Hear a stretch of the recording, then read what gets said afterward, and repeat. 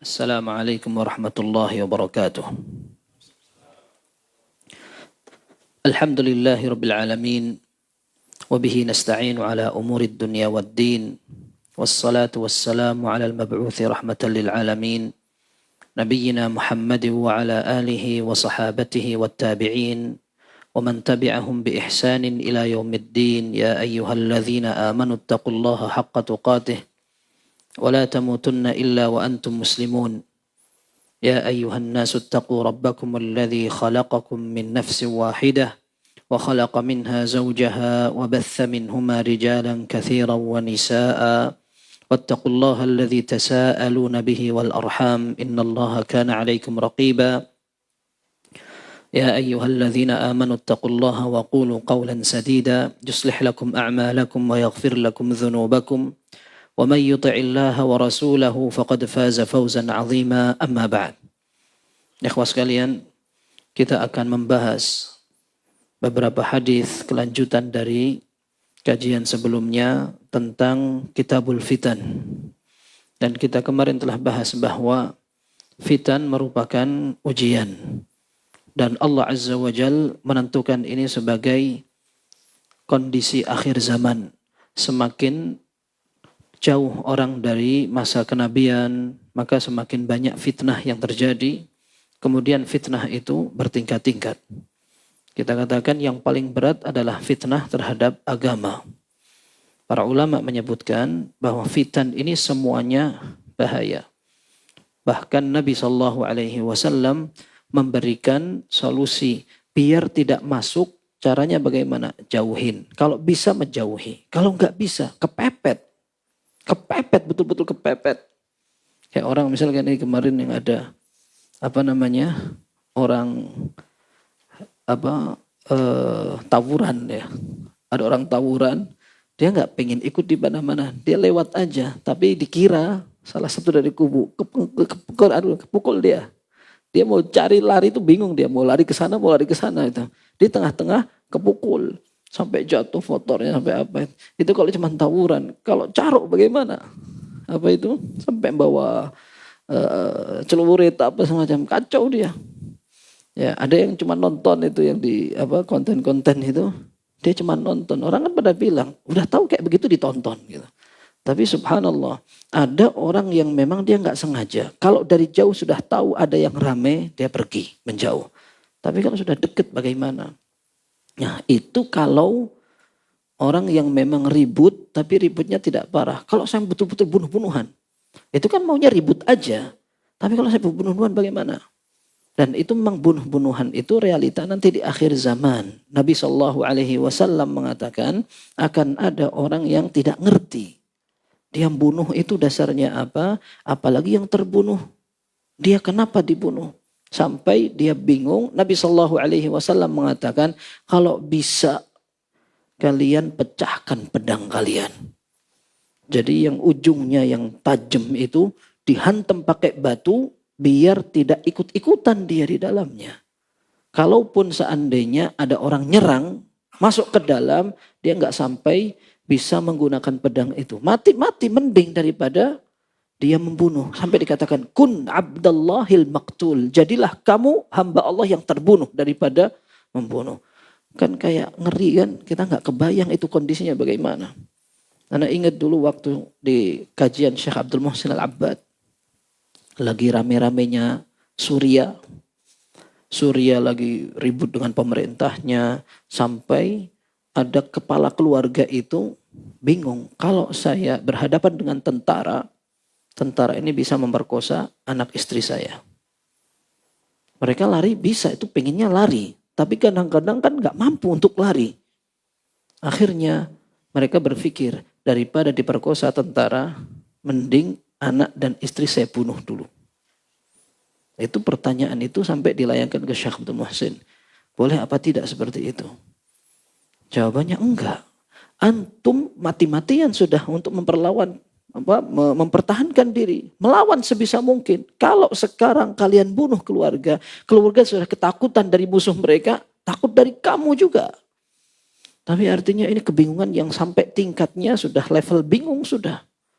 Karena di mana-mana Pembunuhan di mana-mana sudah. Dan ini sampai terdekat. Dia mau apa dia sekarang? Baik, ala kulli hal. Ini adalah kejadian akhir zaman. Dan iman kepada berita akhir zaman merupakan akidah dan konsekuensi kita beriman kepada Rasulullah SAW. Tetapi Nabi SAW pernah menyatakan, badiru bil a'mali fitana. Cepat-cepat sebelum datang fitnah itu, kalian cepat banyak beramal. Karena fitnah itu kalau sudah terjadi, orang akan susah untuk beramal. Gak lagi mikir. Gak bakal mikir. Apalagi kalau asyratus sa'ah terjadi. Tanda hari kiamat tahu-tahu terjadi. Kita kan gak ngerti kapan terjadi hari kiamat itu. Dan nanti kalau tiba-tiba terjadi, na'udzubillah. Maka Nabi SAW menyatakan, saking bahayanya orang menghadapi fitnah, orang bisa murtad di hari yang sama. Pagi masih beriman, sorenya murtad. Sorenya masih beriman, paginya murtad. Karena saking parahnya fitnah akhir zaman. Na'udzubillah. Baik, ini ada dua pembahasannya. Ada dua pembahasan dan memang di Kitabul Fitan Imam Muslim rahimahullah menyebutkan hadis banyak, kebanyakannya berkaitan dengan pembunuhan. Entah itu pembunuhan antara orang Islam dengan orang Islam atau pembunuhan secara umum. Orang yang memang karena kepentingan dunia, harta, atau karena kepentingan politik, sama-sama muslimnya. Lalu ada orang terdampak. Terdampak itu bagaimana? Dia nggak pengen ikutan, tapi karena dia kebawa ombak, ya, dibawa, ayo ikut kamu. Lalu masuklah dia ke dalam kancah pembunuhan. Ini yang dimaksudkan dalam hadis Nabi SAW. La yadril qatil ala ayyi syai'in qatal, wa la yadril maqtul fi maqutil. Orang sampai membunuh nggak ngerti kenapa saya harus membunuh ini. Dan ada orang yang terbunuh juga nggak ngerti kenapa saya harus terbunuh menjadi korban. Baik, pada saat yang seperti itu, kalau dalam kondisi Islam lawan nggak Islam, apalagi saling memusuhi, sudah selesai itu, kelihatan sekali. Tapi masalahnya kalau Muslim sama Muslim, ini repot sekali. Nanti ada hadisnya dan kita akan baca bahwa orang yang melihat itu sudah jelas ini fitnah. Bahkan yang dikejar akan dihancurkan adalah Ka'bah. Ini bab yang pertama tentang Ka'bah akan diserang. Ka'bah ini akan diserang. Dan Ka'bah sudah pernah diserang. Ka'bah pernah diserang kapan? Ketika Nabi SAW masih bayi. Itu dilahirkan beliau, Ka'bah diserang. Kemudian akan kembali diserang. Ketika Nabi SAW menyerang juga. Nabi SAW menyatakan, innaha lam tahilla li ahadin qabli wa la tahilla li ahadin ba'di wa innama uhillat li sa'atan min nahar wa qad 'adat hurmatuha al-yawm ka hurmatiha bil ams. Atau kama qala sallallahu alaihi wasallam. Nabi sallallahu alaihi wasallam menyatakan tidak ada seorang nabi apalagi yang bukan nabi diizinkan membunuh di tanah haram. Dan setelah aku tidak boleh ada yang membunuh menumpahkan darah di tanah haram. Dan aku pun tidak boleh hanya di waktu sebentar saja. Kapan itu? Kapan Nabi SAW boleh membunuh di situ? Hah? Nabi SAW pernah perang di depan Ka'bah? Pernah nggak? Antum nggak pernah belajar sirah ya? Hah? Iya, Fathu Makkah. Iya. Pas Fathu Makkah, Mekah diserang. Dan memang para ulama beda pendapat ini. Mekah itu ditaklukkan dengan kekerasan atau dengan damai. Hah? Yang rajih damai ya. Ya, Syafi'iyah antum berarti. Iya. Jadi semua mazhab mengatakan bahwa Mekah ditaklukkan dengan kekerasan. Kekerasan itu maksudnya dengan kekuatan. Itu anwah. Buktinya Nabi SAW masuk dan mengatakan wa innama uhillat li sa'atan min nahar. Cuman dihalalkan sebentar. Sekarang ini sebentar aja. Tapi sekarang sudah balik lagi jadi haram lagi. Maka tidak boleh ada yang berdalil dengan perangku ini. Nanti katanya tanah haram boleh untuk perang. Tidak boleh. Hadis ini diriwayatkan seorang sahabat ketika terjadi penyerangan Ka'bah setelah Nabi SAW wafat. Alasan politik. Bayangkan itu. Lawan politik di zaman itu. Sahabat banyak masih. Sampai Mekah itu dilemparin meriam dengan batu api. Bayangkan itu. Ka'bah diserang. Urusan politik. Akan tetapi Nabi SAW ketika masuk ke Ka'bah, beliau menggunakan topi baja. Ya. Dalam Sahih Bukhari dan Muslim dikatakan, dakhalan Nabi SAW Makkah wa ala ra'sihi al-mighfar. Nabi SAW menggunakan helm baja untuk perang itu. Itu kata para ulama menunjukkan Mekah diserang dalam keadaan kuat. Lalu Nabi SAW menyatakan, yang masuk ke rumah masing-masing selamat. Yang masuk ke rumah Abu Sufyan selamat. Jangan ada yang keluar. Anda mau lewat ini. Nabi SAW datang ke Ka'bah, dihancurin semua berhalanya. Dibersihkan. Lalu Nabi SAW masuk kemudian sholat. Dan ternyata ada seorang kafir yang akhirnya dia dibunuh oleh Nabi SAW. Dia gantung di Ka'bah. Karena orang jahiliyah, mereka tahu Ka'bah itu tempat yang haram. Tidak boleh dipakai bunuh. Kemudian kalau ada orang dikejar-kejar, dia masuk ke Ka'bah, dia dilindungi. Nggak berani ada orang bunuh di situ. Semua madhab mengatakan tidak boleh membunuh orang di tanah haram. Kalau mau dieksekusi bagaimana? Ada seorang sahabat yang dieksekusi. Sahabat Nabi SAW perang Badr. Bunuh orang kafir. Orang kafirnya balas dendam. Sahabat ini diincar. Akhirnya dia ditangkap. Setelah ditangkap di penjara dan mereka akan balas dendam, orang ini mau dibunuh. Dibunuhnya di mana? Keluar ke tanah halal. Itu orang kafir, bunuh orang Islam. Mereka meyakini membunuh di tanah haram tidak boleh. Akhirnya mereka eksekusi itu. Kalau salah namanya Khubayb bin Adi atau siapa, Anda lupa namanya itu. Ini sahabat ini, dia waktu perang Badar membunuh orang kafir namanya Al-Harith atau siapa begitu. Kemudian setelah itu Nabi SAW mengutus sahabat ini di pasukan yang sedikit. Ada sekitar 10 orang saja. Dipimpin oleh seorang sahabat namanya Asim Ibnu Thabit kalau tidak salah itu. Ternyata 10 orang ini untuk memata-matai orang kafir kondisinya bagaimana. Itu kalau tidak salah sebelum terjadi perang Uhud. Atau setelah perang Uhud. Wallahu a'lam. Tapi yang jelas ini bukan di perang besar. Nabi SAW utus untuk memata-matai ketahuan orang kafir. Dikejar, dikepung 200 pasukan. Sampai mereka lari ke gunung. Setelah itu ditangkap. 7 orang melawan, meninggal di tempat. 3 orang ditawan. Tapi ternyata orang kafir bilang, kalian turun, kami jamin keselamatan kalian. Begitu turun, ternyata langsung diikat pakai talinya, panah. Ya, akhirnya orang ketiga mengatakan, kalau begini saya sudah tahu, ini sudah pengkhianatan pertama. Kita nggak bakal dibiarin, sudah anak nggak mau. Kemudian dia melawan, mati juga di tempat itu. Tinggal 2. Salah satunya sahabat ini. Sahabat ini sampai di penjara. Kemudian dia ditanya oleh orang kafir. Menurut kamu, kalau Muhammad di tempat kamu dan kamu di rumah bersama keluargamu, bagaimana menurutmu? Kata dia, jangankan begitu. Ana nggak rela Rasulullah SAW di rumahnya tertusuk duri. Akhirnya orang ini minta silet.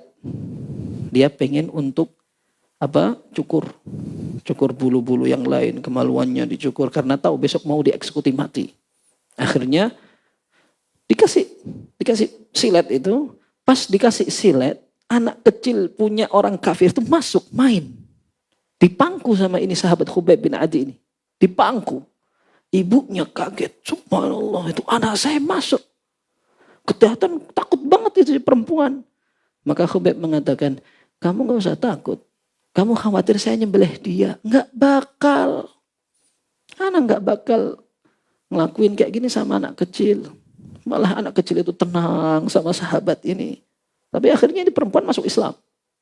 Tapi belakangan. Dan dia menyaksikan sahabat ini makan dari buah-buahan yang tidak ada di Mekah. Itu kayak karomah yang Allah kasihkan. Tapi akhirnya orang ini dibawa keluar. Dibawa keluar ke Tan'im, dibunuh di sana. Dan dia minta sholat dulu 2 rakaat, kemudian dia berdoa, ya Allah sampaikan ini kepada Nabi SAW.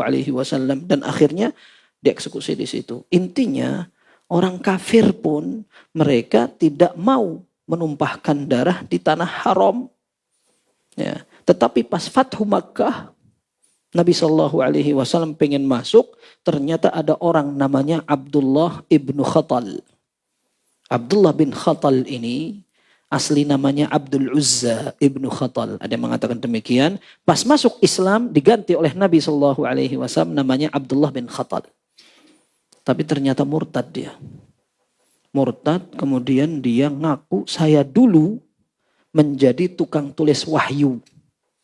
Dan Nabi SAW kalau mengatakan tulis alimun hakim, tak rubah jadi hakimun alim. Kalau Nabi SAW mengatakan ghafurur rahim, tak rubah jadi rahimun ghafur. Kata Nabi SAW, nggak apa-apa, cuma dirubah gitu aja. Artinya tetap nggak berubah. Tapi ternyata orang ini kuar-kuar. Ana nulis sesuai kemauan anak, Muhammad nggak ngerti. Dan dia celah Rasul SAW, dia punya 2 budak perempuan kafir. Dan orang ini disuruh untuk, maksudnya 2 budak perempuan itu disuruh untuk mengejek Nabi SAW dengan syair-syairnya. Akhirnya 2 orang ini mengejek dengan syair tentang kejelekan Nabi SAW. Pas Fathu Makkah, orang ini lari. Gak ada tempat, dia gantung di Ka'bah begini. Kata Nabi SAW, bunuh saja. Akhirnya dibunuh di tanah haram, di depan Ka'bah gitu. Dan ini khusus untuk Nabi SAW. Sebagian ulama mengatakan kalau ada pembunuh, pencuri, atau dia melanggar ketentuan Allah, lalu akan eksekusi di luar. Bukan di situ. Kecuali kalau darurat. Kalau darurat. Maka mau tidak mau Ka'bah akan terjadi pertumpahan darah. Baik, di zaman Abdullah ibn Zubair. Abdullah bin Zubair adalah seorang sahabat junior banget. Karena beliau adalah di antara anak yang dilahirkan di Madinah tahun pertama. Ayahnya Zubair bin Awam radhiyallahu an, calon penghuni surga. Masuk ke 10 orang dijamin masuk surga. Ibu dia Asma binti Abi Bakar. Maka ini keluarga sahabat. Kemudian dia punya adik namanya Mus'ab ibnu Zubair. Ada yang namanya Urwah ibnu Zubair. Mereka ini keponakan Aisyah semua. Yang Urwah ini tabi'in. Urwah ini tabi'in. Nggak ikut perang-perang itu, nggak mau dia. Tapi saudara yang satu, Mus'ab ibnu Zubair, dia jadi tangan kanan kakaknya si Abdullah bin Zubair ini. Abdullah bin Zubair, beliau ini tinggal di Mekah. Ketika Muawiyah memimpin, semua orang tahu bagaimana track recordnya, kenapa dia sampai jadi pemimpin. Sebenarnya orang tidak pada milih dia. Dia ini aslinya adalah gubernur Umar. Oleh Umar disuruh untuk jadi gubernur di daerah Syam. Kemudian setelah Umar wafat, dilanjut ini tugasnya melalui Uthman. Uthman wafat, Muawiyah minta pembunuhnya serahkan ke kita mau bunuh. Ternyata Ali radhiyallahu anhu mengatakan kita dahulukan stabilitas keamanan, baiat dulu, semua sudah tertib, teratur, kita adakan qisas, kita cari pembunuhnya. Subhanallah, pembunuhnya Uthman ini kan orang Khawarij. Mereka sengaja bikin chaos terus. Diusahakan agar tidak tentrem, kaum muslimin perang-perang terus, mereka usaha seperti itu. Kalau seandainya terjadi keamanan, mereka akan dicari, mereka akan dibunuh. Maka mereka berusaha untuk itu. Dan sekaligus berlindung di pasukan Ali radhiyallahu an. Akhirnya Muawiyah tidak berbaiat. Selama khilafah Ali radhiyallahu an, ada kesenjangan, jarak, parah. Ali radhiyallahu anhu wafat, naiklah putranya Hasan bin Ali. Masih saja kaum muslimin kondisinya seperti itu. Akhirnya Hasan bin Ali mengatakan, ana mandek, ana turun, Ana pengen seluruh kaum muslimin di bawah satu khalifah yang disepakati semua. Akhirnya sudah untuk Muawiyah. Dan tahun itu dikatakan Amul Jamaah, tahun persatuan. Ketika Hasan turun, akhirnya semua membaiat Muawiyah. Dan para pengikut Ali, pengikut Hasan bin Ali, gak ada masalah. Kita mau sama siapa aja. Toh Muawiyah seorang sahabat. Jadi khalifah mereka juga oke-oke aja. Akhirnya terjadi persatuan. Masalahnya Muawiyah wafat, ganti anaknya. Anaknya bukan sahabat. Anaknya si Yazid bin Muawiyah. Masih muda. Bahkan katanya orang ini tidak soleh. Bahkan banyak yang nuduh dia pokoknya nggak baik lah. Minum khamar, judi, segala macam begitu. Nah ketika Muawiyah wafat, kaum muslimin segera mengatakan, kan harus Quraisy yang jadi khalifah harus orang Quraisy. Abdullah bin Zubair pantas. Abdullah bin Zubair ini kuat. Waktu itu beliau tinggal di Mekah. Maka beberapa kaum muslimin membaiat beliau. Sudah antum jadi khalifah aja. Tapi memang waktu itu persatuan kerasa. Persatuan kerasa. Maka Abdullah bin Umar tidak membaiat. Abdullah bin Umar mandek. Anak gak ikut-ikut.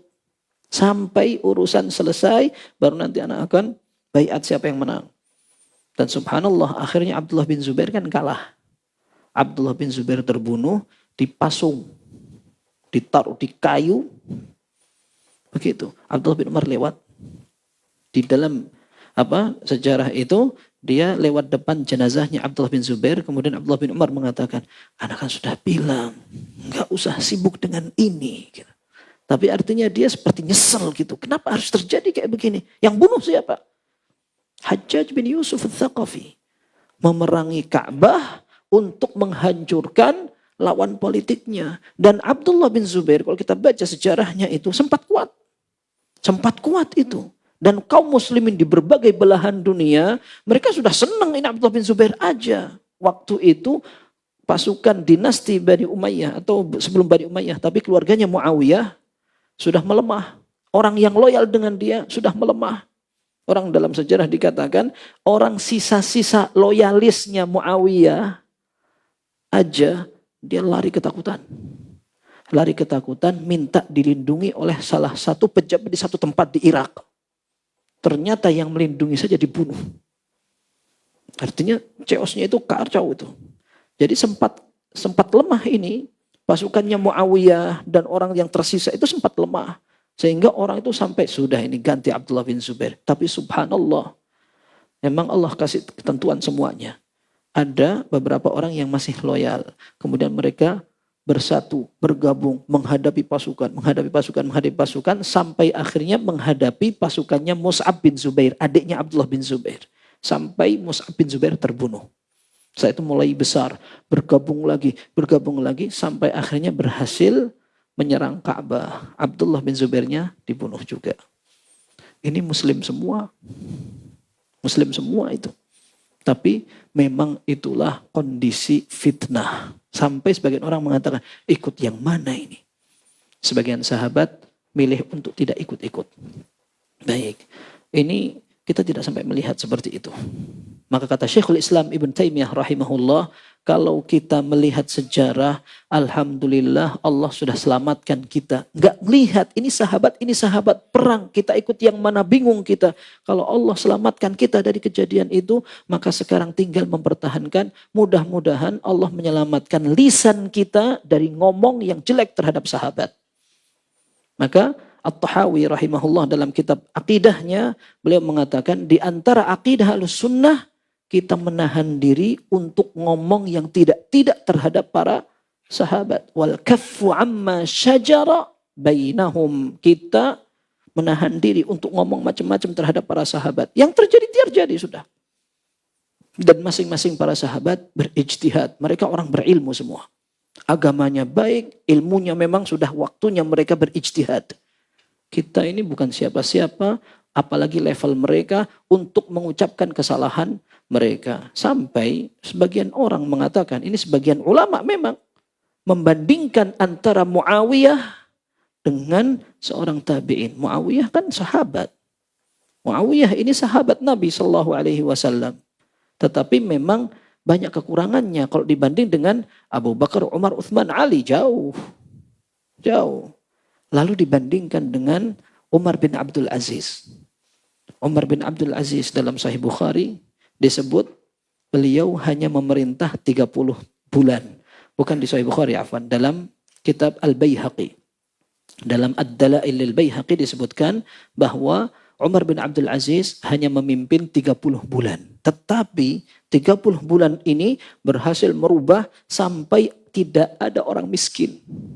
Disebutkan qad aghna Umarun nas. Orang itu ketika akan bayar zakat nggak ada yang nerima. Karena orang sudah cukup semua. Sampai dikatakan Umar membuat orang semuanya kecukupan. Tidak jadi kaya tetapi cukup. Sampai mereka tidak menerima zakat. Ada orang datang dari rumahnya membawa tangan yang penuh dengan emas dan perak. Lalu bilang, ini anak titipkan antum, tolong kasih bagikan orang miskin. Orang yang nerima itu bingung, nyari orang miskin gak dapat. Dan itu merupakan keadilan Umar bin Abdul Aziz. Ya. Sampai sebagian orang membandingkan Umar bin Abdul Aziz ini Khalifatul Rashid yang kelima. Khulafaur Rasyidin yang kelima. Sementara mereka ya banyak yang mencela Muawiyah. Kata Abdullah ibn Mubarak rahimahullah, Abdullah ibn Mubarak ini seorang ulama di daerah Moro. Beliau wafat tahun 181 Hijriah. Beliau mengatakan, la ghubarun dakhala anfa Muawiyah ma'an Nabi sallallahu alaihi wasallam khairun min alfi Umar. Sungguh debu yang masuk ke hidung Muawiyah bersama Nabi sallallahu alaihi wasallam jauh lebih afdal daripada 1000 Umar. Kalau orang sering membandingkan Umar bin Abdul Aziz hebat, kemudian sahabat kalah ini. Tapi tidak bisa dibandingkan, para sahabat tetap lebih afdal. Karena mereka pernah hidup bersama Nabi sallallahu alaihi wasallam. Tapi yang jelas fitnah pembunuhan ini sudah terjadi zaman itu. Dan Nabi sallallahu alaihi wasallam pernah menyerang Ka'bah. Tapi Nabi SAW mengingatkan, ingat nanti gak boleh lagi ada yang nyerang Ka'bah. Ternyata terjadi. Dan saat itu sudah diingatkan oleh beberapa sahabat juga ini si pasukannya yang nyerang Ka'bah itu gara-gara perang dengan Abdullah bin Zubair. Gak usah berangkat. Nabi sallallahu alaihi wasallam pernah mengingatkan, gak boleh, ini tanah haram, gak boleh tumpahkan darah. Tapi ternyata itu yang mimpin pasukan sebagiannya ada sahabat juga. Dia mengatakan, ana ngerti yang kamu maksud. Tetapi ada hadis lain yang mengatakan, innal harama la yu'idhu asiyah. Tanah haram tidak bisa melindungi orang ahli maksiat. Cuman hadis ini akhirnya dipraktekkan ke Abdullah bin Zubair. Karena dia dinilai telah memberontak kepada pemerintahan Yazid bin Muawiyah. Sebenarnya Abdullah bin Zubair ini dibaiat orang. Beliau gak pengen. Dan beliau dibaiatnya setelah Muawiyah wafat. Jadi Muawiyah wafat, orang-orang bilang, sudah antum menjadikan jadi gantinya. Sudah langsung dibaiat. Dan yang baiat sudah banyak. Maka kita bilang kekuatannya sudah banyak. Akan tetapi setelah itu yang di Syam tetap membaiat putranya. Akhirnya ada dua kekuasaan. Itulah muncul akhirnya pembunuhan yang besar. Baik. Ini disebutkan dalam 4 riwayat. 4 riwayat yang menunjukkan memang ada pasukan yang Allah akan binasakan. Ini di akhir zaman. Wallahu a'lam. Ada pasukan nyerang Ka'bah, Allah benamkan mereka. Tiba-tiba tanah itu membuka, masuk ambles semua. Dan ini yang dikhawatirkan Nabi sallallahu alaihi wasallam. Nabi sallallahu alaihi wasallam ketika membicarakan tentang azab Allah, ana khawatir dari azab yang datang dari depan, belakang, atas, wa na'udzubika an ughtal min tahti. Dan aku berlindung kepada engkau, aku ditenggelamkan dari bawahku. Maksudnya dibenamkan. Karena yang dari ini serangan Allah sudah. Nabi SAW berlindung, ana khawatir kalau sampai dibenamkan ini berarti yang benamkan Allah, yang buka tanah ini Allah Azza wa Jalla. Takut. Begitu. Maka ini merupakan salah satu tanda yang mengerikan dan tidak beda-bedain masalahnya. Orang yang maksiat kena, yang enggak maksiat kena juga, mau gimana? Antum coba lihat tuh tanah kalau sana kebuka gini, Memang tahu ada orang yang soleh nggak tenggelam dia sendiri gitu. Kayak zaman Nabi Musa, ya, orang Fir'aun hancur, Nabi Musa selamat. Lalu ada gempa atau tanah terbuka, terbelah, longsor, kecuali satu rumah. Enggak, kenapa? Oh, Masya Allah itu orang pesantren semua, jadi rumahnya nggak terbenam. Mana ada kayak gitu? Ya, semua hancur. Ya, kita dulu yang cerita di di Palu itu yang terbenam sampai satu kampung. Karena cerita itu teman-teman di Palu itu bilang, subhanallah, itu orang keluar dari rumah karena dia takut gempa, dia keluar rumah sudah tenang tuh. Alhamdulillah, anak sudah keluar dari rumah, tapi ternyata dia nggak nyadar, sak kampung sudah ambles 5 meter. Itu ternyata tanah itu ambles sak kampung 5 meter. Blek gini, tapi setelah itu sudah kayak gitu. Hancur parah sekali. Itu Allah mampu sekali untuk kayak begitu. Baik, ini tapi kejadiannya bukan di Palu ya. Ini kejadian yang lain lagi karena pasukan yang nyerang Ka'bah ini akan dihancurkan di tanah yang luas, padang pasir. Baik, ada riwayat yang pertama, ini kisah beberapa tabi'in yang cerita memang pada saat itu ada pasukan nyerang Ka'bah. Yaitu tadi kisah Abdullah bin Zubair itu yang diserang oleh pasukan lawan politiknya. Nah mereka tanya, jangan-jangan hadis ini berkaitan dengan mereka. Gitu. Tapi ternyata bukan. Karena pasukan Yazid bin Muawiyah yang diutus itu tidak ada yang dibenamkan di dalam tanah. Berarti bukan itu. Nanti terjadinya akhir zaman. Qala an Ubaidillah bin al-Qibtiyah. Qala dakhala al-Harith bin Abi Rabi'ah. Wa Abdullah bin Safwan wa ana ma'ahuma ala ummi Salamata ummil mu'minin. Di sini yang cerita adalah Ubaidullah ibn al-Qibtiyah. Dia ini seorang tabi'in. Dia cerita Abdullah bin Safwan dan Harith ibn Abi Rabi'ah tak temenin mereka. Bertiga kita ke rumah Ummu Salamah. Kita mau nanya tentang hadis. Ada pasukan yang dikubur oleh Allah Azza wa Jal. Sekompi itu masuk ambles semua. Anda pengen tanya hadis itu. Fasa'alaha 'anil jayshil ladzi yukhsafu bihi. Wa kana dzalika fi ayyam ibn Zubair. Dua sahabat saya, maksudnya tabi'in ini bertanya kepada Ummu Salamah tentang hadis yang ada pasukan dibenamkan itu. Dan kebetulan di saat itu pasukannya Muawiyah atau Yazid bin Muawiyah nyerang Ka'bah. Faqalat qala Rasulullah sallallahu alaihi wasallam, Ummu Salamah kemudian menjelaskan hadisnya. Rasul sallallahu alaihi wasallam bersabda, ya'udzu 'aidun bil baiti fayub'atsu ilaihi ba'tsun. Ada orang yang akan berlindung dengan Ka'bah karena mereka sedang dikejar. Daripada mati, mereka lari ke Ka'bah. Karena anggapannya di Ka'bah tidak akan dibunuh. Maka mereka lari ke Ka'bah. Tapi ternyata mereka akan diserang oleh satu kekuatan besar. فَإِذَا كَانُوا بِبَيْدَاءَ مِنَ الْأَرْضِ خُسِفَ بِهِمْ. Sampai ketika nanti mereka di tanah yang luas. Tanah luas itu bukan tanah yang ada lembahnya, ada sungainya, ada apanya. Sehingga ternyata kecemplung sungai. Bukan, ini tanah betul-betul tandus. Ya, disebutkan baida itu adalah ardul malsa yang dia datar, enggak ada apa-apanya. Enggak pohon, enggak ada sungai, enggak ada dataran rendah, betul-betul kayak lapangan gitu. Ketika pasukan itu sudah lewat di tanah yang lebar itu, khusifa bihim, tahu-tahu ambles mereka. Qultu ya Rasulullah, fa kaifa biman kana kariha? Kalau diambleskan semua, bagaimana dengan orang yang ikut terpaksa? Mereka datang sebenarnya nggak ingin ikut tapi dipaksa. Ayo harus ikut. Atau dia berada di pasukan itu dalam keadaan jualan. Jadi dia termasuk orang yang tinggal di situ dilewatin pasukan. Ternyata pasukannya ambles. Maka mereka yang sedang jualan di situ ikut ambles juga. Itu. Nah ini dalam Sahih Bukhari, Aisyah radhiyallahu anha mengatakan, kok sampai ambles kayak begitu, bagaimana dengan orang yang tidak ikut pasukan? Nabi SAW mengatakan mereka akan ambles semua, gak ada yang dikecualikan. Tapi nanti hari kiamat mereka baru akan beda-beda nasibnya. Maka dikatakan, qala yukhsafu bihim ma'ahum, maka mereka akan ditenggelamkan semuanya. Mereka akan dikubur bersama orang-orang yang dihancurkan tadi itu. Walakinnahu yub'atsu yaumal qiyamati ala niyyatih. Akan tetapi nanti pada hari kiamat dia akan dibangkitkan sesuai dengan niatnya. Qala Abu Ja'far hiya bayda'ul Madinah. Tadi kan disebutkan bayda'a minal ard. Bayda'a minal ard, tanah kosong. Di mana itu? Wallahu alam tidak disebutkan. Tapi dalam riwayat Abu Ja'far dikatakan itu tempatnya di Madinah.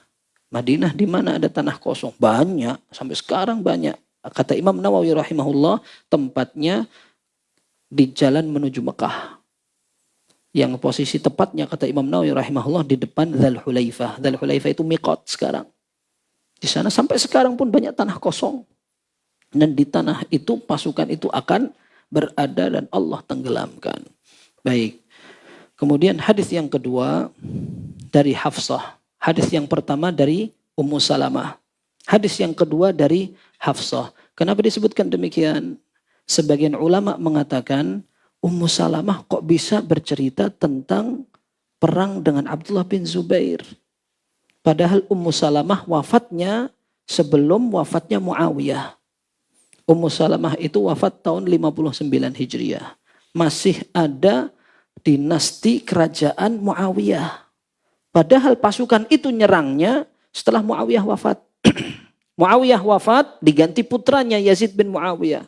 Ketika Yazid bin Muawiyah dilantik, ada orang yang sudah membaiat Abdullah bin Zubair. Ini Yazid bin Muawiyah mutus pasukan. Akhirnya terjadi kisah itu. Loh, Ummu Salamah sudah wafat. Gimana cerita tentang kejadian yang belum terjadi? Nah, ini disampaikan oleh beberapa ulama, kata Imam Nawawi. Tetapi pendapat yang rajih wallahu a'lam, Ummu Salamah wafatnya bukan itu. Tetapi wafatnya setelah Muawiyah wafat. Muawiyah wafat, kemudian mulai ada penggantinya Yazid, baru setelah itu beberapa hari atau beberapa bulan setelahnya Ummu Salamah wafat. Ini memang biasa di kalangan para ulama salaf. Mereka berbeda pendapat. Ini wafatnya kapan? Oh kira-kira tahun 85. Oh kira-kira tahun 88. Kenapa? Karena memang mereka nggak suka nanggalin orang mati. Yang suka nanggalin orang mati terus diperingati itu bukan sahabat. Ya. Baik. Yang jelas riwayat itu dari Ummu Salamah dan memang ada riwayat lain dari Hafsah dan ada riwayat lain dari Aisyah. Itu memang hadisnya sahih semua dan saling mendukung.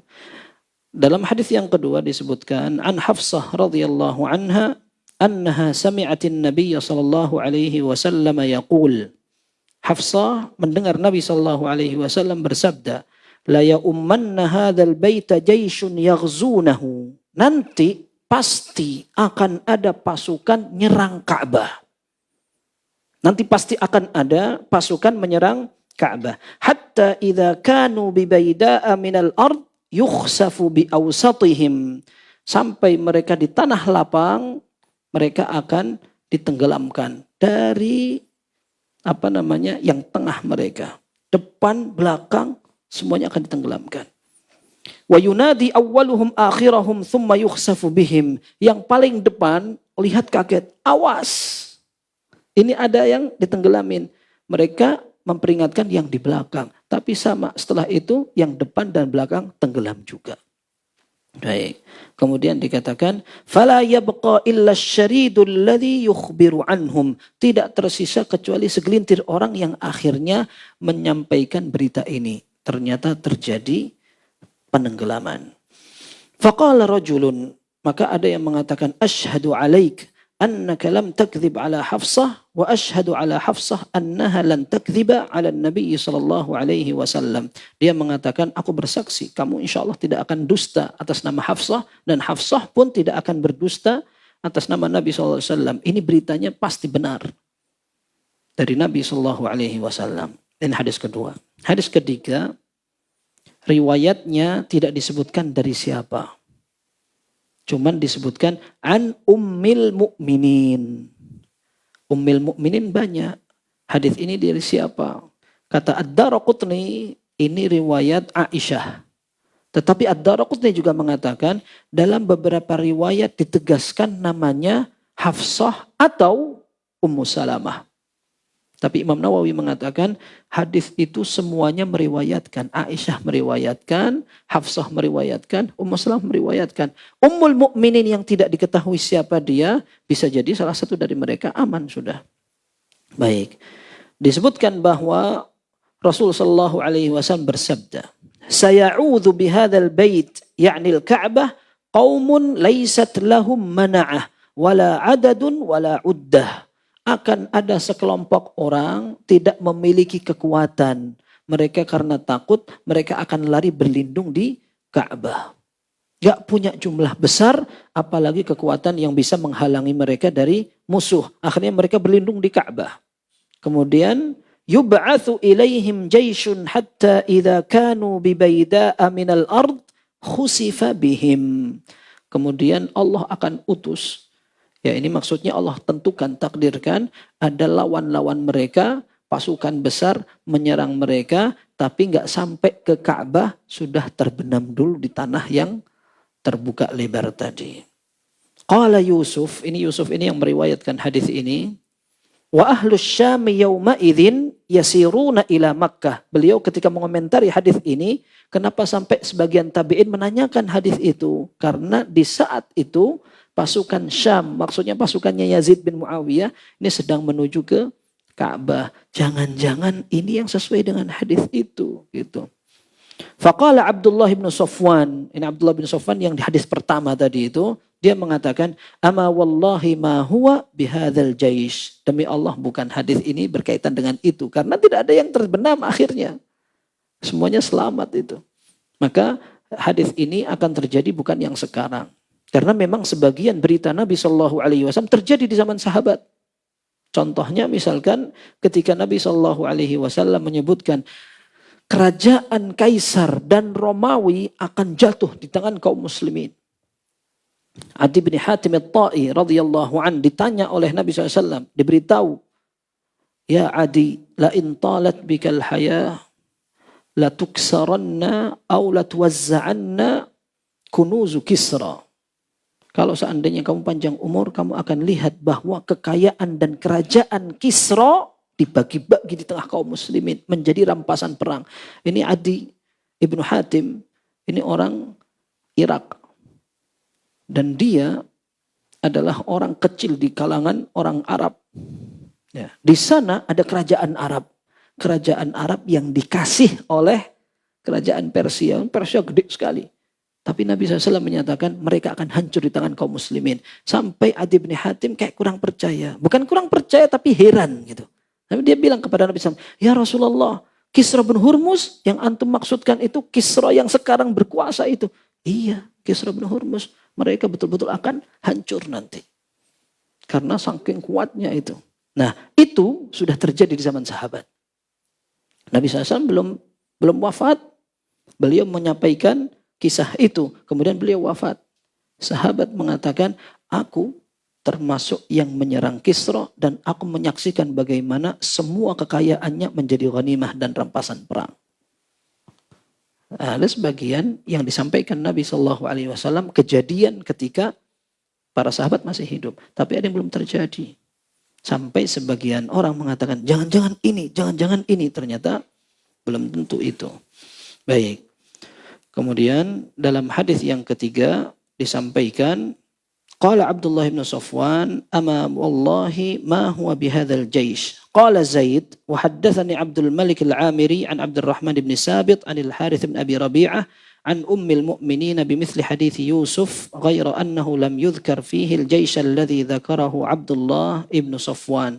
Ini hadisnya diriwayatkan oleh Imam Muslim dari jalur yang lain tetapi tidak ada penyebutan pasukan itu. Baik, hadis terakhir dari hadis Aisyah radhiyallahu anha, beliau mengatakan, Aisyah yang cerita, "Abatha Rasulullah sallallahu alaihi wasallam fi manamihi." Ketika Nabi sallallahu alaihi wasallam tidur, tiba-tiba beliau abath. Abath itu apa artinya?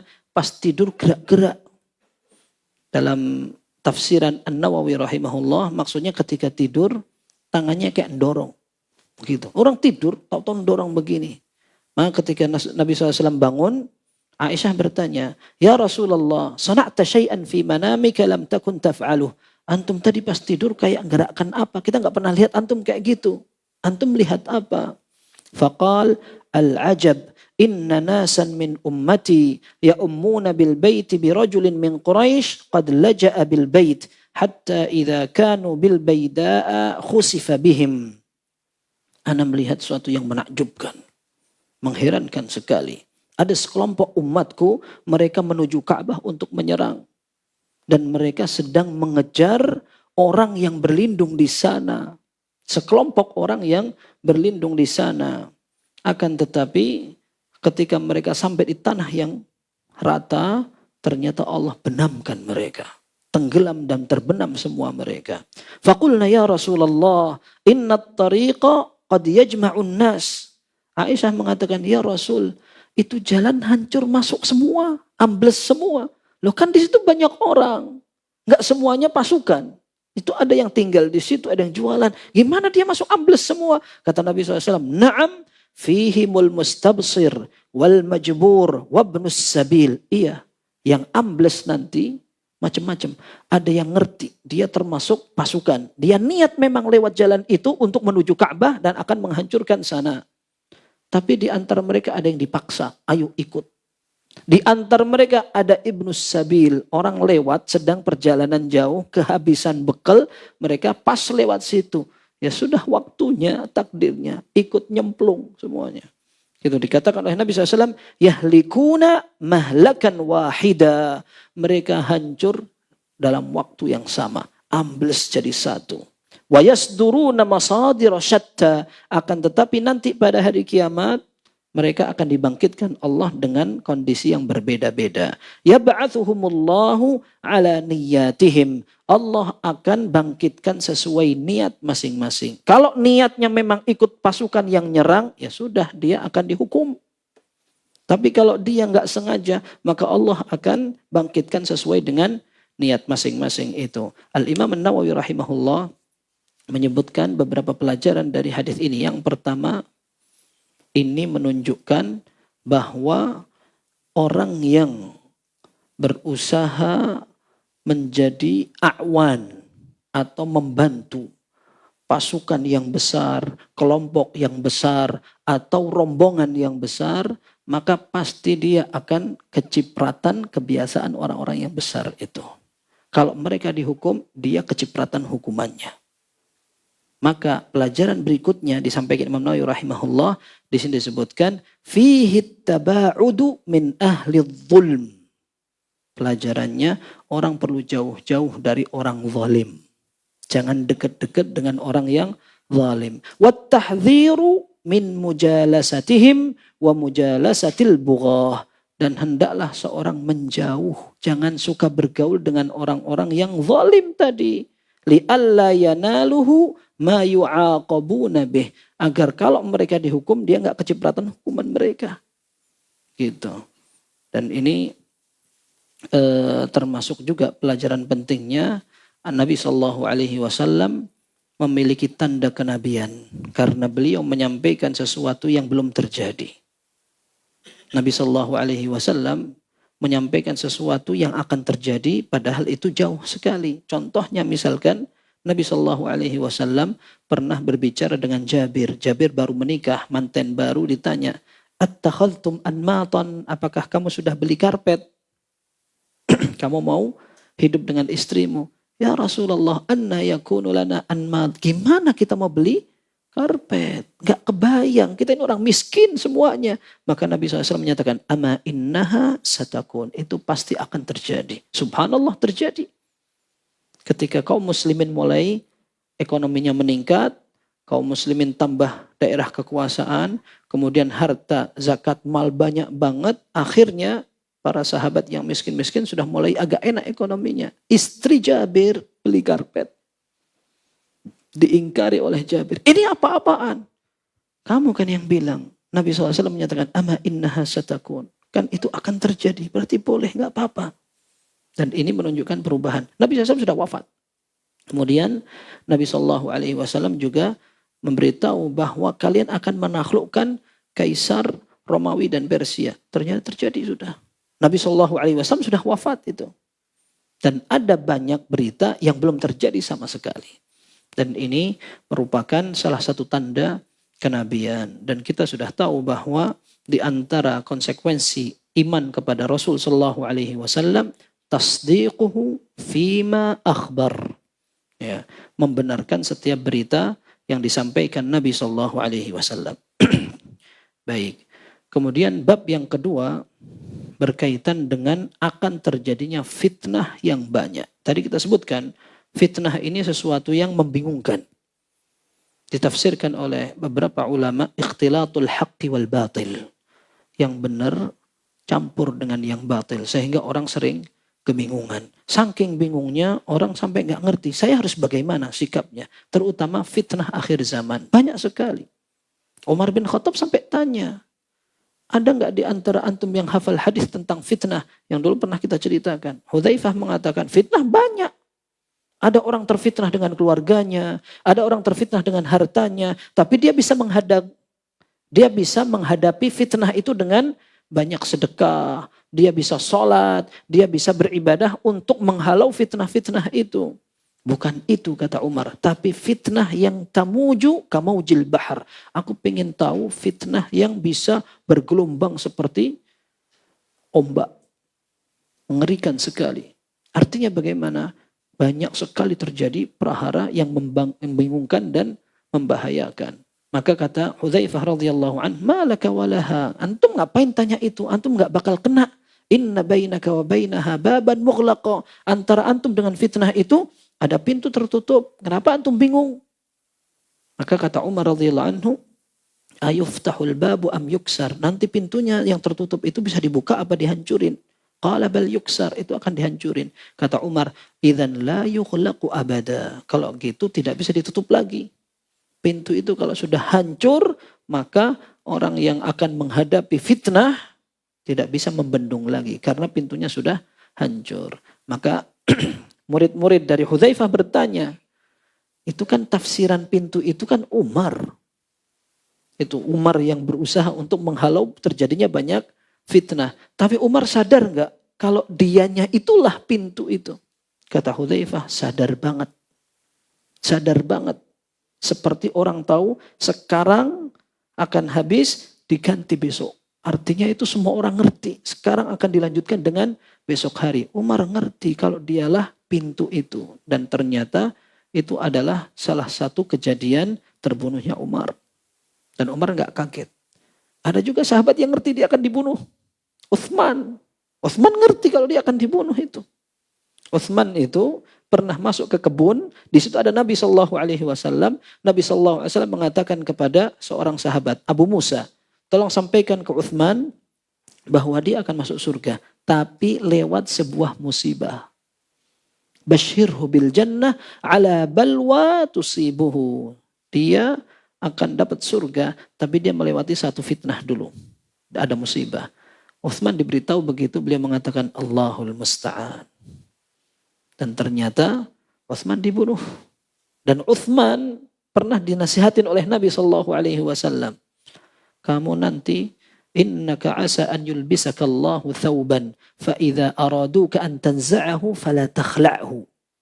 Atau kama qala sallallahu, kamu bisa jadi nanti akan dikasih pakaian oleh Allah. Kalau orang lain banyak yang pengen nyopot baju itu, jangan kamu lepas. Dan itu ditafsirkan oleh para ulama itu khilafah. Dan memang banyak orang pengen kudeta.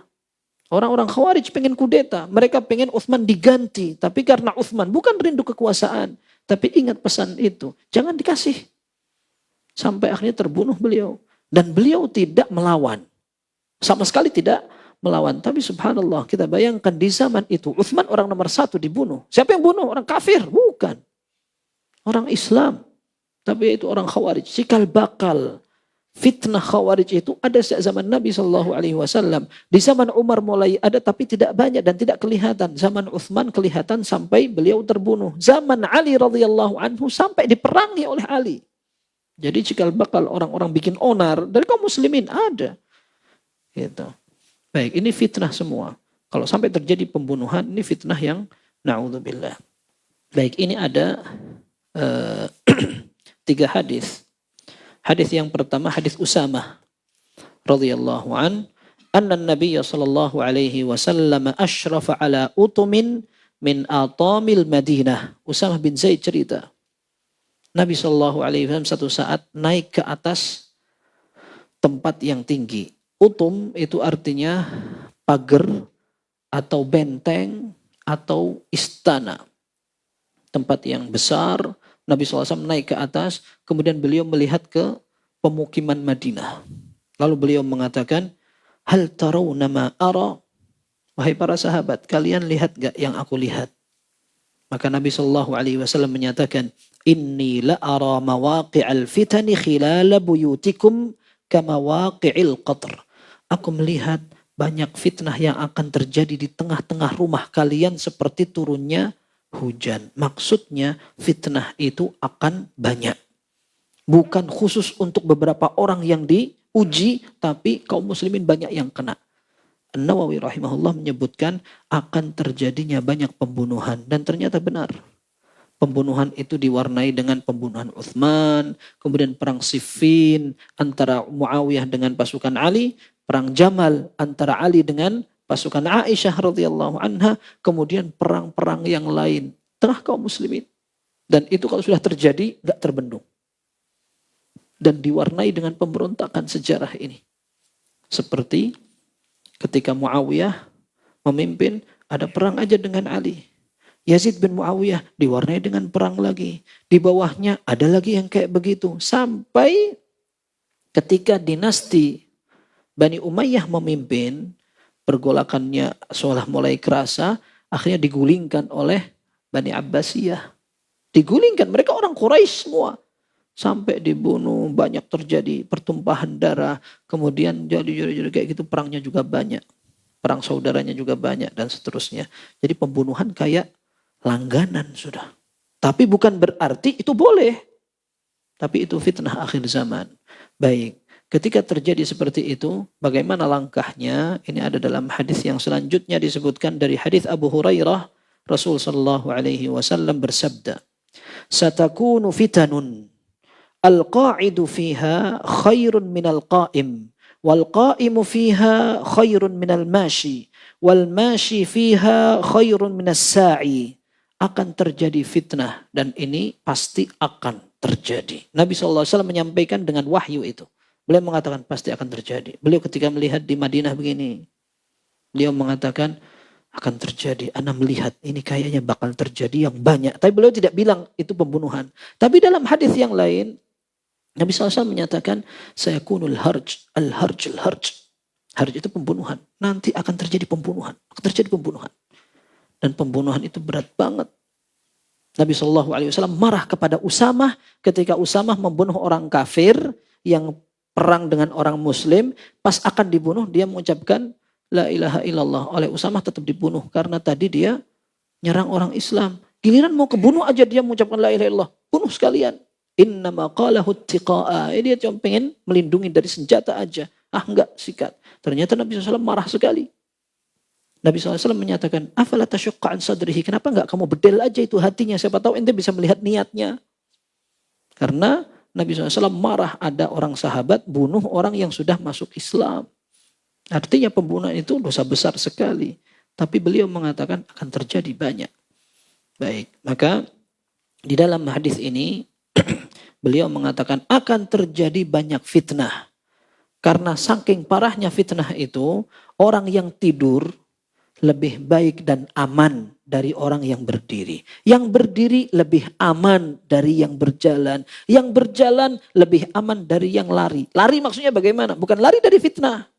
Lari melihat fitnah. Orang kan suka kepo. Kalau ada apa-apa itu. Ya, apalagi kalau memang ada katanya warga plus berapa itu yang suka kepo. Ahlul kepo wal jamaah. Jadi disebutkan Nabi SAW, man tasyarrafa laha tastashrifuh. Orang yang pengen melihat, kecemplung. Orang yang pengen iseng, aneh lihat, gitu. Dia akan kena. Dia akan termakan dan terbawa. Disebutkan artinya tastashrifuh, taghlibuhu, wa taqlibuhu. Ya, tasra'uhu. Akan digulit oleh fitnah itu sehingga dia masuk ke situ. Maka kata Nabi SAW, jangan Deket-deket. Waman wajada fiha malja'an falya'udz bih. Orang tuh punya tempat untuk mencari perlindungan, bersembunyi, sembunyi aja. Ada tempat perlindungan jauh dari fitnah itu, kabur, pergi aja begitu. Dalam riwayat lain dikatakan, takunu fitnatun an-naimu fiha khairun minal yaqdhan wal yaqdhanu fiha khairun minal qa'im wal qa'imu fiha khairun minas sa'i faman wajada malja'an aw ma'adhan falyasta'idz. Ini hampir sama. Nanti akan terjadi fitnah, yang berdiri lebih baik dari yang berjalan lebih baik daripada yang berlari. Kalau ada orang yang dapat tempat perlindungan, segera jadikan tempat itu untuk berteduh. Kemudian hadis yang ketiga yang terakhir, hadis Uthman ibn Shahham. Beliau mengatakan, intalaqtu ana wa Farqad as-Sabakhi ila Muslim ibn Abi Bakrah. Ini mereka tabi'in semua. Mereka ketemu, kemudian bertanya kepada Muslim ibn Abi Bakrah. Muslim ibn Abi Bakrah ini anaknya sahabat Abu Bakrah. Mereka bertanya kepada anaknya sahabat. Dikatakan, ini di sini, intalaqtu ana wa Farqad as-Sabakhi ila Muslim ibn Abi Bakrata wa huwa fi ardih.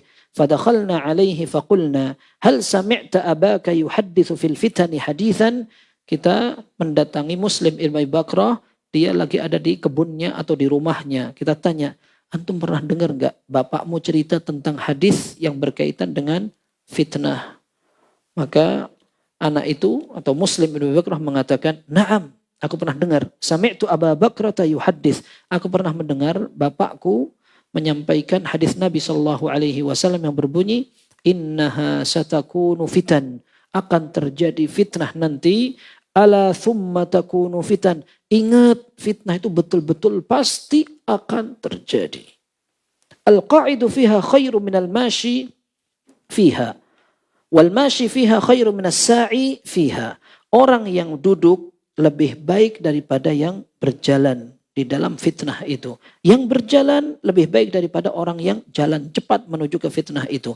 Ala فَإِذَا نَزَلَتْ أَوْ وَقَعَتْ فَمَنْ كَانَ لَهُ إِبِلٌ فَلْيَلْحَقْ بِإِبِلِهِ وَمَنْ كَانَتْ لَهُ غَنَمٌ فَلْيَلْحَقْ بِغَنَمِهِ وَمَنْ كَانَتْ لَهُ أَرْضٌ فَلْيَلْحَقْ بِأَرْضِهِ. Ingat, kalau fitnah itu terjadi, yang punya binatang ternak, entah unta atau kambing, sudah sibukkan diri dengan mengurus binatang ternak saja, gembala saja. Gak usah ikut-ikutan itu. Artinya jauh-jauh gitu. Yang punya tanah, garap aja tanahnya. Gak usah mikirin yang ini. Urusan politik, urusan bunuh-membunuh, urusan yang memang permusuhan ini. Tinggalin. Masing-masing ngurus kebutuhan pribadinya saja. Karena khawatir kena dampaknya. Qala faqala rajulun ya Rasulullah. Ara'aita man lam yakun lahu ibilun wala ghanamun wala ardh. Ada orang bertanya, ya Rasul kalau nggak punya tanaman, nggak punya tanah, nggak punya kambing atau unta, ngerjain apa anak gitu. Qala ya'midu ila sayfihi fayadukku ala haddihi bihajar. Ambil pedangnya, pecahkan. Ujung yang landep itu, yang tajam, pecah pakai batu. Biar dia tidak ikut-ikutan masuk ke perang itu. Thumma liyanju in istata'an naja. Lalu selamatkan diri sebagaimana bisanya dia. Kalau dia bisa menyelamatkan diri, selamatkan diri. Menjauh. Enggak usah bawa pedang. Taib. Allahumma hal ballagt. Nabi SAW kemudian mengatakan, ya Allah, aku sudah sampaikan ini. Ya Allah, aku sudah sampaikan. Diulang 3 kali. Allahumma hal ballagt. Allahumma hal ballagt. Ya Allah, aku kan sudah sampaikan kan ini. Dan ini menunjukkan bahwa Nabi SAW kebebanan sekali. Melihat kondisi umatnya nanti akan terjadi yang agak berat itu. Lalu disampaikan, ingat lindungi, kabur, jangan masuk sedikit pun. Lalu ada yang bertanya, ya Rasulullah, ara'aita in ukrihtu hatta yuntalaqa bi ila ahadis saffain. Kalau ada perang, aku terpaksa. Ada orang maksa, narik, ayo kamu harus ikut. Kamu harus ikut. Akhirnya aku dibawa ke salah satu pasukan. yang bertarung. Ini berarti menunjukkan fitnah itu terjadi kalau sudah ada perang antara dua kubu. Lalu ada orang yang pengen gak ikut-ikutan tapi digeret. Ayo harus ikut kamu. Sampai di soft salah satu dari pasukan itu. Au ihdal fi'atain atau dua kelompok yang bersatu. Fadarabani rajulun bisayfihi. Kemudian aku ditusuk dengan pedang seseorang di antara mereka. Au yaji usahmun fayaqtuluni, atau karena aku sudah masuk di pasukan perang itu. Aku kan ikut di salah satu kubu. Ada pasukan yang nyerang anak, aku ditebas atau ditusuk, aku sampai mati. Atau ada anak panah yang lari ke aku sampai aku mati. Qala yabu'u bi ithmihi wa ithmik. Orang yang bunuh akan membawa dosamu dan dosa dia sendiri. Wa yakunu min ashabin nar, yang bunuh akan masuk ke dalam neraka. Kamu selamat. Kamu aman dari fitnah itu, tapi mati. Tapi mati. Baik. Al-Imam Nawawi rahimahullah, beliau mengatakan, ketika terjadi fitnah yang sangat parah, perang-perang yang perang benar. Kita dulu di pertemuan yang sebelum atau sebelumnya lagi, pernah mengatakan, Sa'ad bin Abi Waqqas radhiyallahu an, beliau menjauh. Beliau menjauh dari fitnah itu. Sampai akhirnya ada anaknya yang ikut. Nah, anaknya ngerti bapaknya ini tidak di rumah. Bapaknya menjauh ke padang pasir, ke tempat yang jauh, lebih sibuk dengan ternak kambing. Didatangi oleh anaknya. Anaknya terkenal sekali, dia ngikut di salah satu kubu yang perang itu. Maka Sa'ad bin Abi Waqqas melihat itu, kemudian mengatakan, A'udzu billahi min syarri hadzal raqib. Aku berlindung kepada Allah dari kejelekan orang yang datang ini. Maksudnya anaknya. Karena anaknya kalau datang dia mesti ngajak-ngajak. Benar datang lagi dia. Kemudian mengatakan, Pak, antum mau biarkan orang-orang tenggelam dalam ketidakjelasan. Antum kan ngerti yang benar mana. Sekarang pasukan Ali dan pasukan Muawiyah. Antum masa gak ngerti yang benar yang mana. Antum jelaskan. Dan sekedar antum ikut, orang akan menilai. Oh yang benar ini gitu. Nah anaknya itu bawa hujah seperti itu. Langsung kata Sa'ad bin Abi Waqqas, diam kamu. Ana pernah dengar hadis Nabi SAW tentang fitnah itu. Kemudian disebutkan juga, Ana pernah mendengar hadis Nabi SAW, Allah itu suka dengan orang yang tidak kelihatan. Ya, dan memang Sa'ad bin Abi Waqqas radhiyallahu anhu ingin menyelamatkan diri. Baik, Al-Imam Nawawi rahimahullah menyebutkan, sekarang kalau terjadi fitnah yang sangat parah, sehingga ada orang gak pengen ikut, kejerat harus ikut. Bagaimana langkah mereka? Nah ini para sahabat berbeda pendapat. Ada pendapat, ini 3 pendapat yang disebutkan Imam Nawawi rahimahullah. Yang pertama, pendapat sahabat yang sama sekali tidak mau ikut. Tidak pernah mikir, bahas, nyiapin, apalagi membela. Blas, gak ikut. Kalau ada orang masuk rumah, kemudian dia akan diserang oleh orang yang masuk rumah, biarin, anak gak ngelawan. Sampai aku dibunuh, aku tidak akan ikut-ikut. Alasannya apa? Karena yang masuk juga sebenarnya dia bingung. Ini beneran yang saya masukin rumahnya ini rumah orang kafir atau rumah musuh atau apa? Kata Imam Nawawi, ini yang masuk juga adalah orang muta'awil. Dia ini orang bingung. Dia bingung ngapain anak lawan. Kalau anak lawan, anak bunuh dia, anak zalim nanti. Bunuh orang kebingungan gitu. Jadi gimana? Sudah. Kalau seandainya bisa menyelamatkan diri. Kalau ada orang ngejar dia masuk rumah untuk membunuh dia, anak biarin.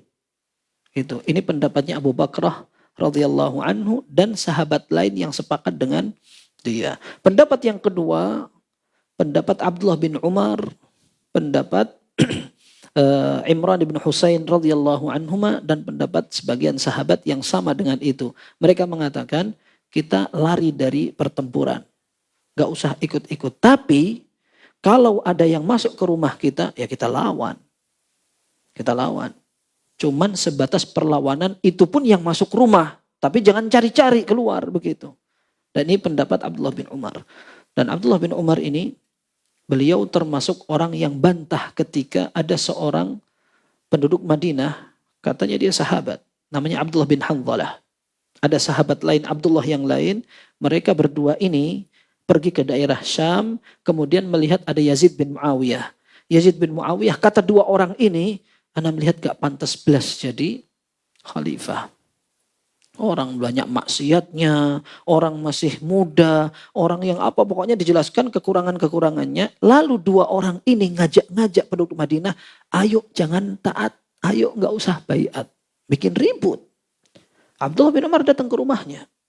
Datang ke rumah Abdullah bin Hanzalah ini, dan orang itu ketika melihat Abdullah bin Umar datang, dia ingin menyambut, ambil bantal, siapkan karpetnya untuk Abdullah bin Umar. Kata Abdullah bin Umar, ana nggak datang untuk ini. Ana ingin menyampaikan hadis Nabi SAW. Kalau ente tidak mau baiat kepada pemerintah yang sah, lalu ente mati ente kayak jahiliyah. Dan itu diingatkan, menunjukkan bahwa para ulama salaf, mereka tahu bagaimana pimpinan mereka. Tetap namanya taat itu wajib. Ada orang sebagian sekarang mengatakan bahwa memberontak pemerintah itu juga termasuk manhaj salaf katanya. Karena sebagian sahabat mereka juga membantah pimpinan. Kata siapa? Kata siapa? Kalau seandainya terjadi dari beberapa orang, tidak dikatakan dia memberontak. Tapi dia salah dibenarkan. Bukan berarti dikatakan ini manhaj salaf atau salaf berbeda pendapat dalam ketaatan kepada pemerintah. Tidak dikatakan demikian. Seperti itu. Nah ini Abdullah bin Umar pernah mengumpulkan keluarganya. Lalu Abdullah bin Umar mengatakan, kita telah membaiat Yazid bin Muawiyah dengan baiat Allah dan Rasulnya. Jangan sampai di antara keluargaku ada yang melepas ketaatannya. Maka dia akan berhadapan dengan Allah, aku nggak mau tahu urusan dia. Dan beliau menyebutkan hadis Nabi SAW yang tadi. Sungguhnya orang yang paling hina nanti pada hari kiamat, orang pengkhianat akan ditancepin bendera di pantatnya pada hari kiamat. Dikatakan hadhihi ghadratu fulan ibni fulan. Dikatakan ini pengkhianatan dia. Ini dihinakan di hari kiamat. Betul-betul dihinakan sampai ditancapkan di pantatnya. Itu merupakan penghinaan banget. Dan kita sudah membaiat Yazid bin Muawiyah dengan baiat Allah dan Rasulnya. Dan termasuk perbaiat atau pengkhianatan paling besar ketika kita membaiat kemudian kita tidak taat. Abdullah bin Umar kumpulkan keluarganya seperti itu. Dan ini menunjukkan bahwa para ulama salaf tidak berbeda pendapat. Ada saja beberapa orang yang salah dinasihati oleh Abdullah bin Umar. Dan kita tahu bahwa pendapat sahabat itu bukan dalil. Kecuali kalau tidak bertentangan dengan pendapat sahabat yang lain. Tapi kalau ada dalil bahkan dari hadis, maka pendapat sahabat bukan dalil. Seperti itu. Baik, ini tadi yang kita sebutkan bahwa para ulama salaf ketika terjadi fitnah yang besar begitu, mereka mengatakan meskipun ada orang yang masuk ke rumahmu jangan dilawan. Ini pendapat pertama. Pendapat kedua mengatakan lawan kalau masuk rumah. Tapi kalau tidak di dalam rumah, di luar biarin aja. Dan yang ketiga pendapatnya mayoritas sahabat. Mayoritas sahabat dan mayoritas tabi'in. Pendapat mereka mengatakan kalau memang kita memiliki kemampuan untuk menilai, maka kita ikut yang benar. Yang benar apa? Yang benar misalkan ini pasukan ini sudah ikut. Dan ini dilakukan oleh banyak sahabat. Karena mereka menilai yang lebih benar ini. Dan sebagian ulama menyatakan memang kalau mau dilihat dari dua pasukan antara Muawiyah dengan Ali, yang benar yang Ali. Di antara dalilnya Ammar bin Yasir radhiyallahu anhuma ikut pasukan Ali. Ikut pasukan Ali radhiyallahu anhu. Dan Nabi SAW pernah menyatakan, waihaka ya Ammar taqtulukal fi'atul baghiyah. Wahai Ammar, kamu kasihan sekali. Kamu akan dibunuh oleh kelompok orang yang zalim. Subhanallah. Waktu itu Ammar bersama pasukan Ali terjadi pertempuran, terbunuh Ammar. Maka para sahabat para ulama mengatakan berarti yang benar itu Ali. Dan bukan hanya riwayat ini, banyak riwayat-riwayat pendukung yang menunjukkan yang benar Ali radhiyallahu an. Akan tetapi memang tidak semua sahabat memiliki pendapat yang sama dalam menghadapi fitnah. Banyak di antara mereka meskipun tidak yang terbanyak memilih tidak ikut-ikutan sama sekali. Yang ikut juga banyak. Dan dalilnya secara umum firman Allah, wa in ta'ifatani minal mu'minina iqtatalu fa aslihu bainahuma fa in baghat ihdahuma 'ala al-ukhra faqatilu allati tabghi hatta tafi'a ila amrillah. Kalau ada dua kubu yang berseteru, damaikan. Tapi kalau ada yang bughah, yang zalim, yang pengen tetap serakah untuk merampas dan menguasai, maka perangilah yang zalim itu sampai dia kembali ke jalur yang benar. Nah, para ulama di kalangan sahabat dan tabi'in, mereka memandang, kayaknya kita ini memandang yang benar ini, sudah kita ikut milih yang benar. Tapi yang jelas, ini kondisi yang sudah lewat. Tetapi akan ada kondisi yang akan datang. Fitnah pembunuhan yang lebih ngeri dan lebih masif lagi. Kita berlindung kepada Allah dari fitnah-fitnah yang akan terjadi. Na'udzubillahi min dzalik. Baik, ini yang dapat kita pelajari. Semoga bermanfaat. Kurang lebihnya mohon maaf. Sallallahu wasallam wa baraka ala abdihi wa rasulihi nabiyina Muhammad wa alihi wa sahbihi ajma'in. Walhamdulillahi rabbil alamin. Ada yang mau disampaikan? Silakan. Syukur jazakallahu kepada Ustaz atas penyampaian dari pagi ini. Selanjutnya kepada jemaah yang ingin bertanya silakan.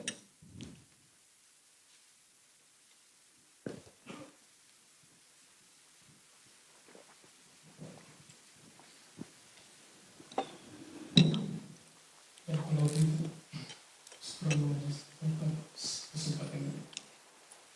berkaitan dengan fitnah akhir zaman yang begitu dahsyat sampai-sampai orang yang tidak mau dalam fitnah tersebut harus diseret untuk sampai mereka terbunuh dunia seperti itu.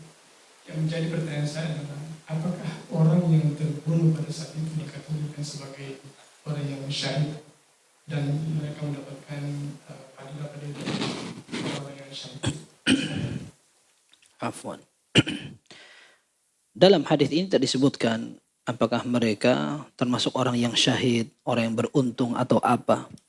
Tapi kalau Imam Nawawi menyimpulkan justru mestinya dia kabur dari kejadian itu. Kalau dia kabur, jangan ikut-ikutan. Nah, kalau ternyata dia mau tidak mau harus kena, ya maka pembahasannya mudah-mudahan selamat, bukan mudah-mudahan syahid atau tidak. Ya, dan memang syahid yang dimaksudkan kalau terbunuh dalam keadaan dia terpaksa, ya kan? Kalau dia di perang maka dia mendapatkan syahid. Kalau di perang betul jihad. Tapi kalau ada orang yang dia menghadapi kezaliman dan dia berusaha mempertahankan diri. Dalam hadis dikatakan, man qatala duna malihi fahuwa syahid. Orang yang berusaha mempertahankan hartanya maka dia syahid. Atau man qutila duna malihi fahuwa syahid. Orang yang terbunuh karena mempertahankan hartanya dia syahid. Wa man qutila duna nafsihi fahuwa syahid. Orang yang mempertahankan jiwanya maka dia terbunuh, dia akan syahid. Nah, orang yang kayak begitu bisa jadi iya, bisa jadi enggak. Ya, karena tidak ada dalil khusus, ya kan? Tidak ada khususnya. Tapi Nabi SAW menyatakan kalau sampai terjadi yang seperti itu, lebih baik segera dihindari dan lari seperti itu. Wallahu a'lam bishawab.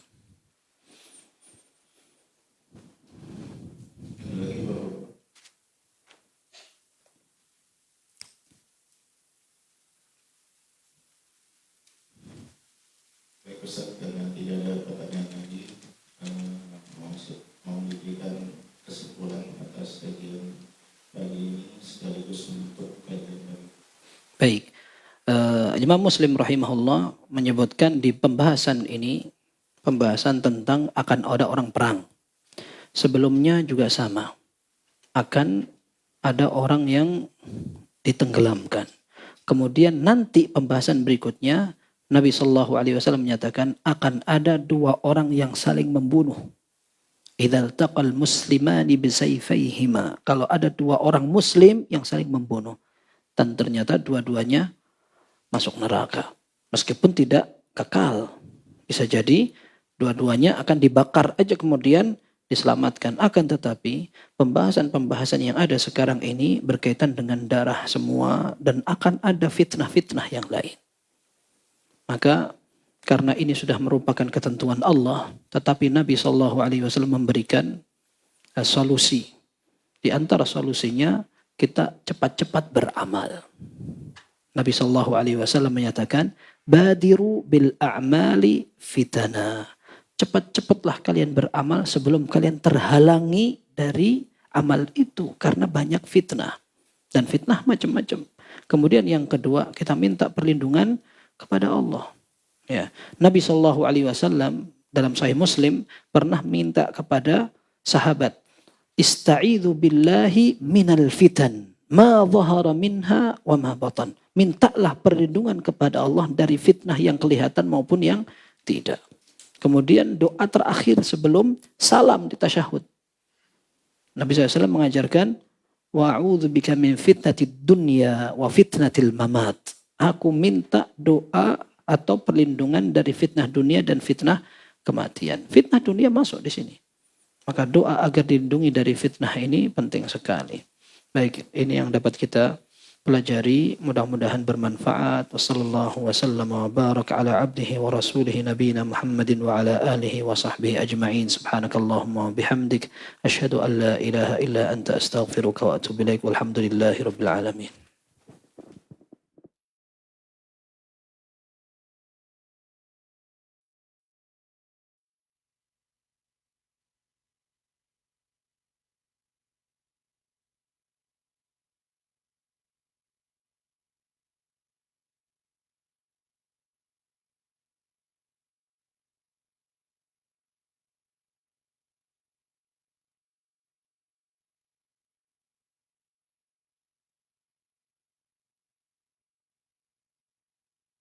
Simak Radio Roja Bogor 100.1 FM, Radio Roja Majalengka 93.1 FM, Radio Roja Palu 101,8 FM, dan Radio Roja Bandung 104.3 FM.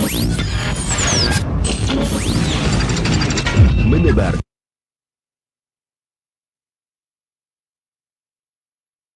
cahaya sunnah. لأن أهل السنة هي وصف ديني. Hadirilah Tablik Akbar bersama Syekh Dr. Muhammad Hisham Thahiri Hafizahullah dalam tema ketaatan kepada penguasa menurut pemahaman para ulama salaf. السنة تأتي لمعان 4 معروفة عند العلماء. Penerjemah Ustadz Abu Zaid Cecep Nur Rahman MA Hafizahullah, Rabu 9 Al-Muharram 1448 Hijriah, 24 Juni 2026, Ba'da Maghrib sampai selesai, bertempat di Masjid Jami Al-Barkah, Jalan Transyogi Kilometer 9, nomor 756, Cilengsi, Bogor.